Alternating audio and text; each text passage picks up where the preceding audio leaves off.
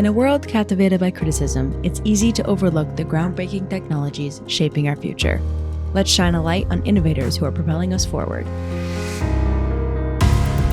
As the most active venture capital firm in the US, we have an exceptional view of tech's real-world impact. Join us as we explore, celebrate, and contribute to the stories of those creating tomorrow. Welcome to the Tech Optimist.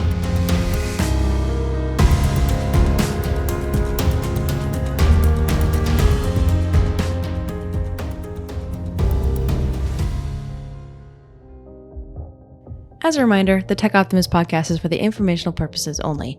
It is not personalized advice, and it is not an offer to buy or sell securities. For additional important details, please see the text description accompanying this episode. Hello there. Welcome back to episode 14 of the Tech Optimist. We have a super cool conversation today for you lined up between Mike and Andrea. They talk about how to gamify reading. Yep.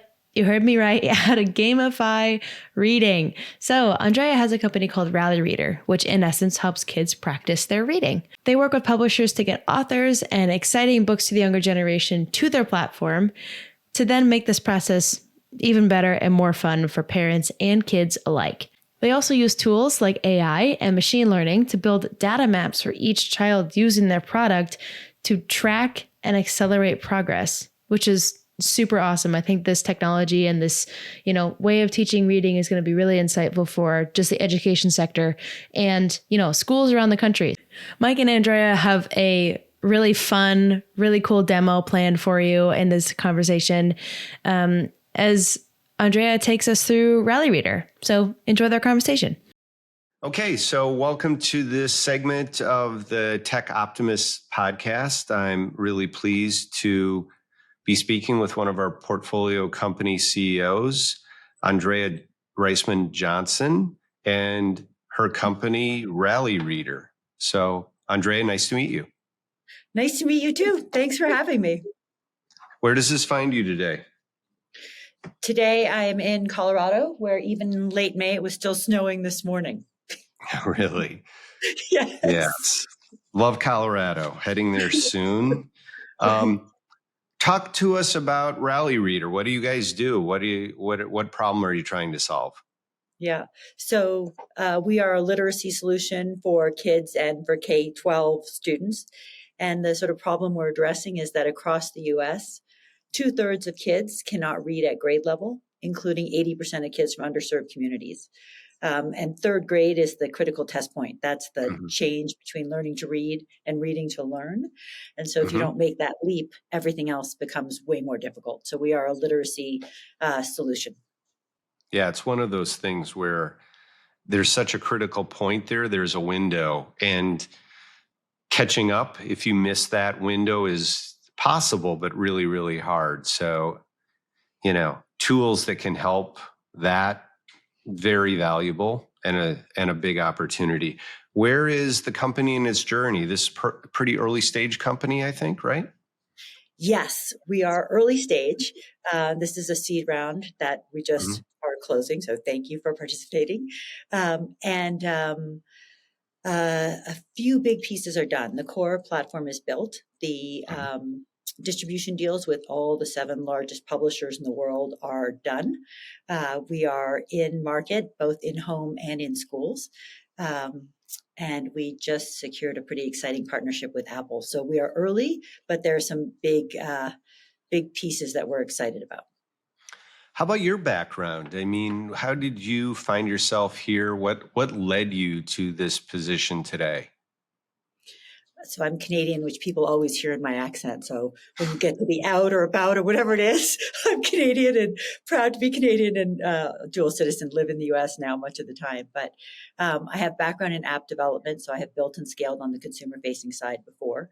The last one was a cloud-based solution for photos and videos where we aggregated, deduplicated, laid things out chronologically, deep dive on facial rec, privacy wall, all the good stuff.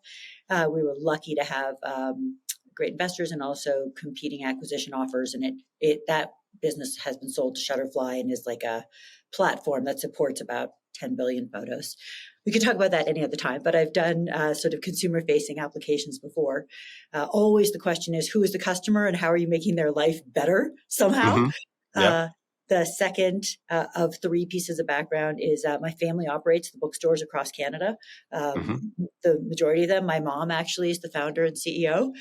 My grandma was also an entrepreneur, she's gone now, but kind of nice. Yeah. And so through that, I have a lot of exposure in the book industry and unusually strong connections in the publishing world that I, probably would not otherwise have had. And then just on a personal front, I have three kids, and my youngest is super dyslexic and Hmm. really, really struggled with reading. The irony was not lost on me that I come from a family that operates almost 200 bookstores, and I would have had a kid who was functionally illiterate were it not for enormous intervention from the teachers and a really substantial parent participation piece at home. So it was kind of our own personal experience, married with background in app development, married with exposure in the book industry, that Yeah. kind of came together to motivate this. I mean, we talk a lot internally here, and people hear about kind of product market fit, right? And, something that's very, very important for us as investors is founder market fit. And so I think one of the things that our team was so excited about in supporting your seed round is we just felt a really strong kind of founder market fit here. So, Hey everyone, just taking a quick break so I can tell you about the AI Fund from Alumni Ventures. Alumni Ventures is one of the only VC firms focused on making venture capital accessible to individual investors like you. In fact, Alumni Ventures is one of the most active and highly rated VC in the US, and we co-invest alongside renowned lead investors. With our AI fund, you'll have the opportunity to invest in a portfolio built entirely around advancements in AI.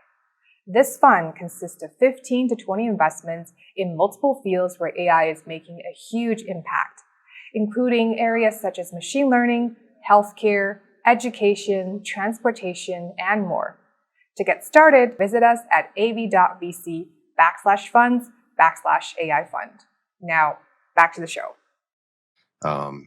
So tell me, I mean, the obvious question I think in everybody's mind is, we get the need, we get the scale of the need, but we're also in a very interesting time now with AI and kind of, oh shit, demos that we're seeing every 3 months, where it's like, is this, how are you thinking about this as, all these investments in AI being a tailwind and not just, you're going to get caught under the elephant's foot and just get crushed by somebody. How are you managing and thinking about that? Mm-hmm. So I'll just back up a drop just to give a little bit of framework, if that's okay. So all of us, regardless of our background, we all learn how to read in the same way. There's sort of four key steps. Can you hear the sound? Can you match it to what it looks like? Can you sound out a word? And then how many words can you read per minute and understand? Fluency, which is really, can you read the way you speak? We all have those four steps. And the schools now, and there's a reasonable amount of controversy in the schools and the reading wars and like a bunch of big podcasts and things. There are some different approaches in terms of how to read. Regardless of how you learn, you have to practice. We are that practice piece. And there are a series of products in the market, a little bit like, a kid can be lucky to get great piano lessons. That's awesome. If they don't practice. Right. Yeah. I mean, I don't play the piano. I was lucky to get lessons. I don't play. Guilty. But for the fluency piece, it really is about practice, like it would be for piano. And then even more so for reading, because the more you read, the more you encounter new vocabulary and build background knowledge and other things. There are a series of products that have been in the market for a while, not necessarily AI driven, but where they have constructed content that they try to get kids to read to build fluency, because it's totally separate from the AI world. Constructed content doesn't have a royalty fee to an author, so it's cheaper. They're boring. It's a lot like C-SPAN. It's not bad quality. It's just dull. Yeah. And that's just the problem. It's boring.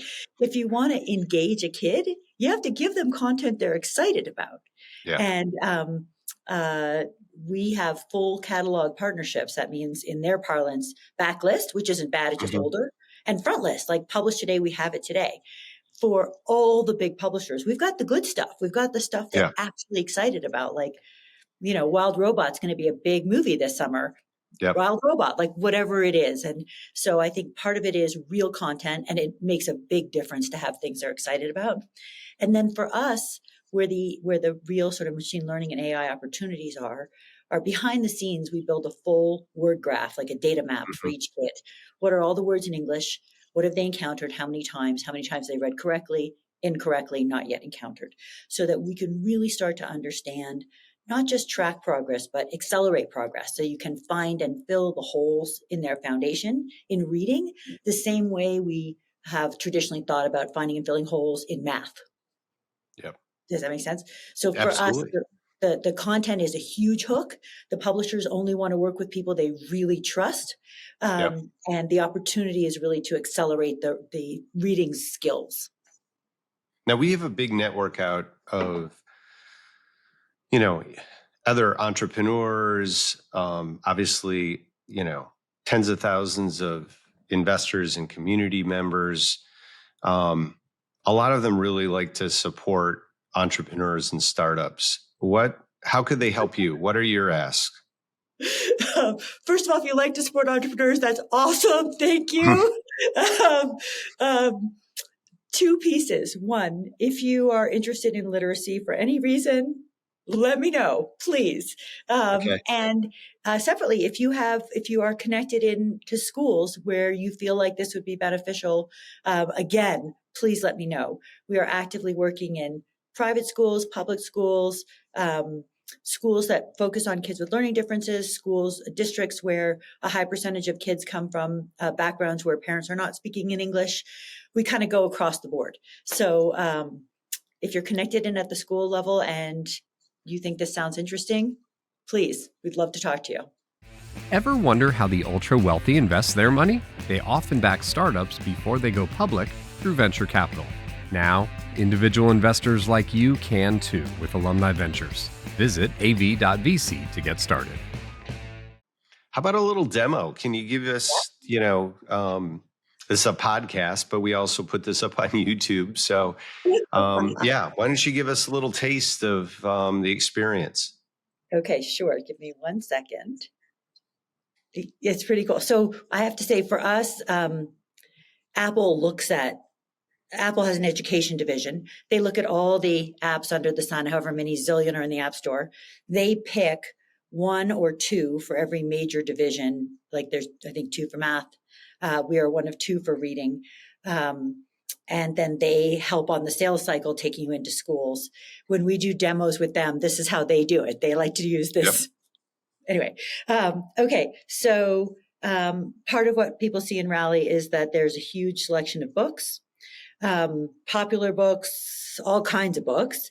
There's a great search function. And then if I go into sort of the books that have been downloaded into this account, the magic here is that, first of all, it's 50,000 books at your fingertips, kind of like no shelf space required. And then kids can read silently, like you might on a Kindle, or you can read out loud, and then we will catch a meaningful percentage of errors and help you in real time, so that your kids aren't just skipping the hard words or reading incorrectly and not knowing. So I'll show you some of the reading piece, and then I'll show you the dashboard, which is really what the kids get excited about. Okay, so what's happening is if I'm making mistakes, it is stopping and giving me a chance to try again, because we want to encourage persistence. If I get it, great. If I don't get it, I can press play and have the word read to me. And then ideally, I read it back. I can also tap on any word and get a definition that is basically the same grade level as the book. And then what the kids are excited about is the dashboard. What they want are streaks, just like they would in any other app. They gamify it, right? Yeah. 100%. 100%. So what kids tell us is that they want streaks. And if they don't have access on the weekend, they want some way to freeze their streak or restore their streak. Like, this is what they care about. And from our standpoint, so many other things in their lives have been gamified, whatever tricks and tools we can use to get them to read more. For sure. thumbs up. Yeah. I mean, Teach- we've gamified investing through Robinhood. Yeah, So, yeah. we know it works, period. Right. Exactly. And like as one example, one of the things that I hear all the time, especially in like 4th, 5th grade focus groups, is something like, okay, if I do my 15 minutes of reading today, but you still want me to finish the chapter, what do I get? Mm-hmm. Which might sound direct, but for anyone who's spent time with a 4th or 5th grader, it will also not be surprising. Yeah, transactional. Yeah. You got it. Exactly. And so basically what they got was a word counter, the same way we as adults know that walking is good for us, but seeing steps counted is exciting. They see that kind of stuff. The data, I was talking about sort of a data map behind the scenes. Most adults, parents, anybody has heard of like sight words or high frequency words. In the academic world, they're sometimes called dolch words or fry words. But we've scanned 50,000 books. We pulled the 1,000 words that are the highest frequency. They make up 3/4, 75% of the words in all the books. And we just gamified them, read them out loud correctly in any order. And the first 3 times they sparkle off the page and then they're yours. And you can see on the dashboard which ones you've won. And then we do a very customized, like specific errors that each kid has made, just like if somebody gave you a math test and circled something and said, try this again. So we help them build the broad foundation and then help them practice their kind of specific errors.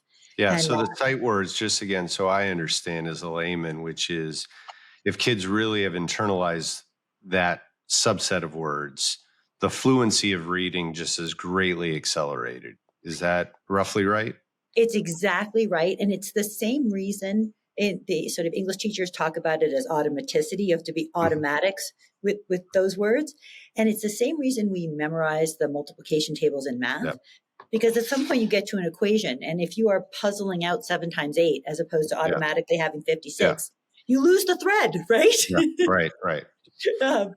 So it's great. I mean, it's great. Now, how about parents who, my school hasn't adopted this, but I am an involved parent and really want a tool like this for my child? Yeah. So we do a consumer offering where it's just, right now it's iOS only. So iPhone and iPad. Personally, I prefer the iPad just because it's a bigger screen, but it's your choice. So the app right now in the App Store is free and you pay for books. And the offer right now for parents is pay the same price for books and have your kid have that kind of real-time support and data so that you're not the one pestering. You're the one who can be like the cheerleader who's like, good job. Yeah. That's fantastic. Hey, really interesting story. Again, strongly encourage our listeners, our audience. If this resonates with you and you want to be supportive, reach out to Andrea. I'm sure she'd love to connect with you. And keep up the good work. Again, nothing inconsistent with doing well and doing good at the same time. And again, I just think that this is an example of that. So congratulations on your progress to date. Congratulations on your seed round, and just continue to kick ass out there. Thank you for having me. All right. Have a good night. Take You care. too, take care. Bye-bye. Thanks again for tuning into the Tech Optimist. If you enjoyed this episode, we'd really appreciate it if you'd give us a rating on whichever podcast app you're using, and remember to subscribe to keep up with each episode. The Tech Optimist welcomes any questions, comments, or segment suggestions, so please email us at info@techoptimist.vc with any of those, and be sure to visit our website at av.vc. As always, keep building.